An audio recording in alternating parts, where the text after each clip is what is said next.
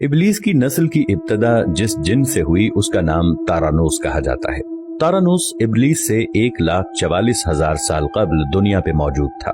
तारानोस की नस्ल तेजी से बढ़ी क्योंकि उन पे मौत तारी नहीं होती थी और ना बीमारी लगती थी। अलबत्ता ये चूंकि आतशी मखलूक थी तो सरकशी बदरजाए उत्तम मौजूद थी। इस जिन्नों की नस्ल को पहली मौत फरिश्तों के हाथों पैदाइश के 36,000 साल बाद आई, जिसकी वजह सरकशी थी। यहाँ पहली बार मौत की इब्तदा हुई। इससे पहले मौत नहीं होती थी। बाद में चल्पानेस नामी एक नेक जिन को जिन्नात की हिदायत का जिम्मा सौंपा गया और वो ही शाह जिन्नात करार पाए। इसके बाद बामोस को यह जिम्मेदारी दी गई। बामोस के दौर में ही चलेपा और तबलीस की पैदाइश हुई।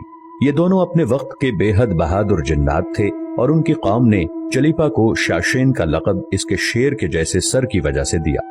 इन दोनों जिन्नात की वजह से सारी कौम कहने लग गई कि हमें उस वक्त तक कोई हरा नहीं सकता जब तक शाशेन और तबलीस हमारे दरमियान मौजूद हैं। इन दोनों की वजह से कौम के जिन्नात आसमान तक रसाई करने लगे और तीसरे आसमान पर जाकर शरारत कराते थे। ऐसे में हुक्म इलाही से फरिश्तों ने उन पर हमला किया और इबरतनाक शिकस्त दी। इसी दौरान जब इजराइल अलैहिस्सलाम को इबलीस ने देखा तो सजदे में गिर गया। इबलीस शुरू ही से एक नडर और ज़हीन बच्चा था। उसमें बाप की बहादुरी और माँ की मक्कारी कूट कूट कर भरी हुई थी।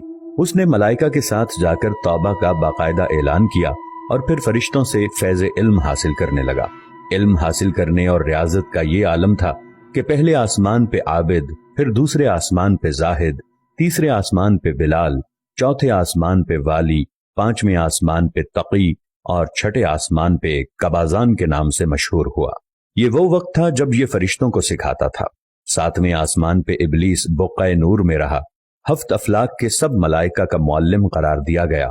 यहां तक पहुंचकर इबलीस ने अपनी आजजी और रियाजत की इंतहा कर दी। कमोबेश इबलीस ने 14,000 साल अर्श का तवाफ किया।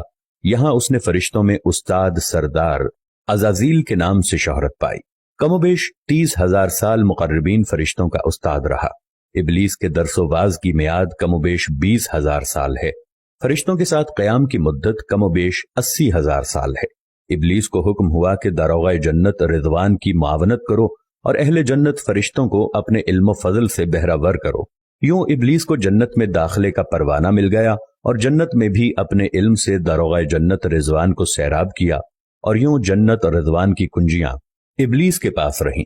रिवायत के मुताबिक इबलीस 40,000 साल तक ये फर्ज खजानची अंजाम देता रहा। यही वो मकाम आला तरीन जन्नत रिज़वान ही था जहां इबलीस ने पहली बार बादशाहत के ख्वाब देखने शुरू